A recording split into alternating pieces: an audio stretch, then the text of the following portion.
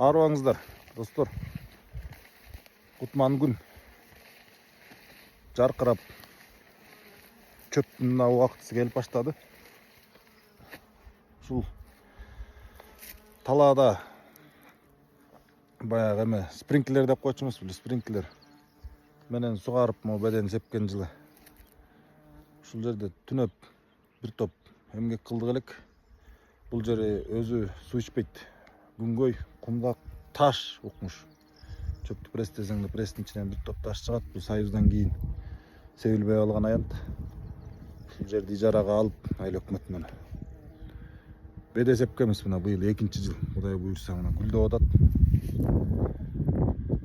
Эмгек чоң кетти биякта.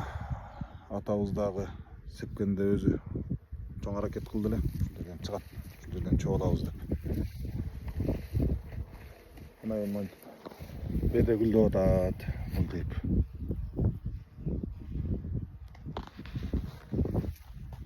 Өтө жактагы баыздардын ээлери менен жакшы мамиле бар. Малыңарды киргизбегиле деп сүйлөшкөнбүз, бирок мал экен кечкисин жазында талкылайт ушул бедени. Бирок Кудайга шүгүр, Алланын берекеси бар. Аллах Таала бизге деле жетиштүү жөп чыгарып берип атат. Мына кече укмуш жаан төктү эле. Могу беде дагы санга жетейин деп калыптыр. Эң эле терең жерлери сан тизенен өтүп. Эми кайрак жерге сонун эле.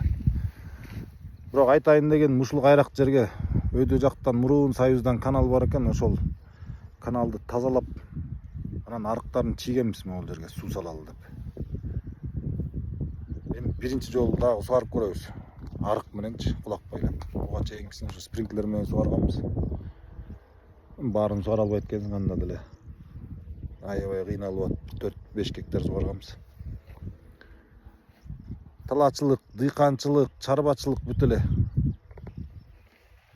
эмгек. Күн-түн айда жок жүрөсүң да. Анан эмне бизди мотивация берет, этинде тоолор мотивация берет. Аллах Таала жараткан керемет тоолорго суктанып коюп анан чарчаганыңды билбей жүрө бересиң.